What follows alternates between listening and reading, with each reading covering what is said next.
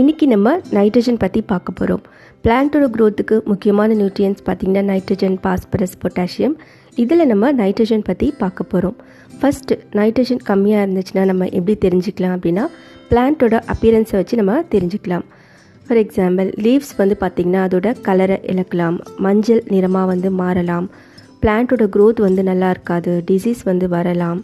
இலைகள் பார்த்திங்கன்னா அதோட ஷேப்பில் இல்லாமல் கொஞ்சம் இலைகளில் சுருக்கங்கள் கூட இருக்கலாம். இந்த மாதிரி நம்ம சிம்டம்ஸ் வச்சு நம்ம தெரிஞ்சுக்கலாம். நைட்ரஜனோட இம்பார்ட்டன்ஸ் என்ன அப்படின்னு பார்க்கலாம். நம்ம பிளான்ட்டுக்கு பச்சை நிறத்தை கொடுக்கறது நைட்ரஜன். க்ரோத்தை அது அதிகரிக்கும். லீஃப் பார்த்திங்கன்னா எல்லோ கலராக இருக்குது அப்படின்னா அதில் குளோரோஃபில், அதாவது பச்சையம் இல்லாமல் இருக்கலாம். குளோரோஃபில் பார்த்திங்கன்னா ஒளிச்சேர்க்கை, அதாவது ஃபோட்டோசிந்தசிஸ்க்கு ரொம்ப ரொம்ப முக்கியம். பிளான்ட் அதுக்கு தேவையான ஃபுட்டை அதுவாகவே தயாரிச்சுக்கும். பிளான்ட்டில் லீஃப் தான் ஃபுட் ஃபேக்ட்ரி அப்படின்னு நம்ம சொல்லலாம். ஃபோட்டோசிந்தசிஸில் என்ன ஆகும் அப்படின்னா பிளான்ட் சன்லைட்டை எடுத்துக்கும். அதே மாதிரி காற்றிலிருந்து கார்பன் டை ஆக்சைடு எடுத்துக்கும், சாயிலிருந்து வாட்டரை எடுத்துக்கும். சன்லைட் அந்த லைட் எனர்ஜியை யூஸ் பண்ணி அது என்ன பண்ணுன்னா கார்பன் டை ஆக்சைடு அதுக்கப்புறம் வாட்டரை ஆக்சிஜனாகவும் நியூட்ரியன்ஸாகவும் மாற்றும். ஆக்சிஜனை பிளான்ட் வெளியில் விட்டுரும், நியூட்ரியன்ஸை பிளான்ட் எடுத்துக்கும். ஸோ இதுதான் ஃபோட்டோசிந்தசிஸ் அப்படின்னா. காற்றில் இருக்கும் நைட்ரஜன். அட்மாஸ்பியரில் பார்த்திங்கன்னா 78% நைட்ரஜன் கேஸ் இருக்கும். ஆனால் அது செடியால் எடுத்துக்க முடியாது. செடி எப்படி எடுத்துக்கலாம் அப்படின்னு பார்த்தீங்கன்னா மண்ணில் இருக்கும் மைக்ரோ ஆர்கானிசம்ஸ். இந்த மைக்ரோ ஆர்கானிசம்ஸ் தான் ஹெல்ப் பண்ணும், அதாவது பாக்டீரியா. சில பாக்டீரியா காற்றில் இருக்கிற நைட்ரஜனை நிலைநிறுத்தி செடிக்கு ஏற்ற மாதிரி மாற்றி அது செடிக்கு கொடுக்கும். மண் வளம் நல்லா இருக்கணும், நிறைய மைக்ரோ ஆர்கானிசம்ஸ் நல்லா இருக்கணும். இப்போ நம்ம நைட்ரஜன் பற்றாக்குறையை எப்படி நம்ம போக்கலாம் அப்படின்னு பார்க்கலாம். ஃபஸ்ட்டு பார்த்திங்கன்னா மேன்யூர், கவு டங்க் இல்லைனா கோட் டங்க், இதிலெல்லாம் இயற்கையாகவே தலைச்சத்து இருக்கும், அதாவது நைட்ரஜன் இருக்கும். சிக்கன் மேன்யூரில் கூட அதிகமான நைட்ரஜன் இருக்கும். இதை நம்ம பிளான்ட்ஸ்க்கு கொடுக்கலாம். கவு டங்க் ஃப்ரெஷ்ஷாக யூஸ் பண்ணக்கூடாது. ஒரு 6 month ஓல்டு கவு டங்க் இருந்துச்சுன்னா நம்ம யூஸ் பண்ணலாம். கோட் டங்க் நம்ம ஸ்ட்ரைட்டாகவே யூஸ் பண்ணிக்கலாம்.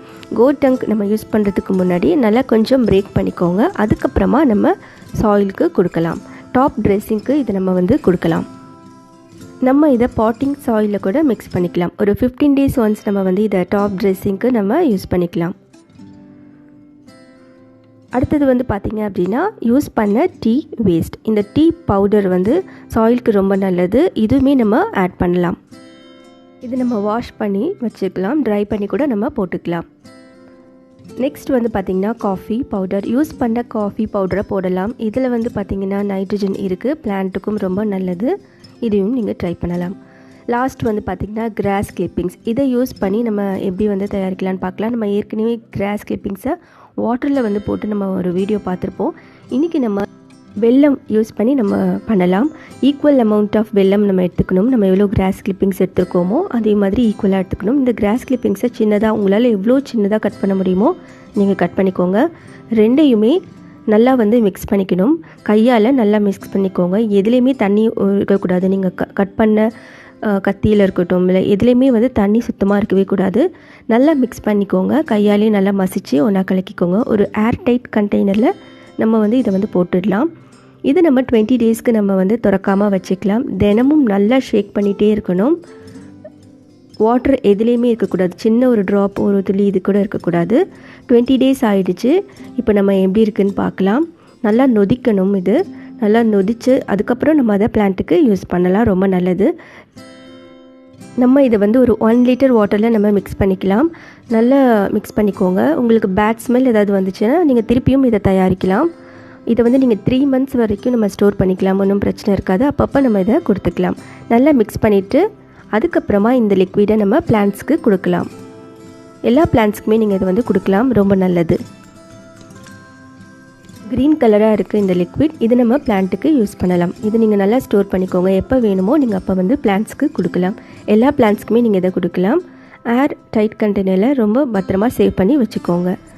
வீடியோ வாட்ச் பண்ணதுக்கு ரொம்ப நன்றி. தேங்க்யூ. பாய். Take care.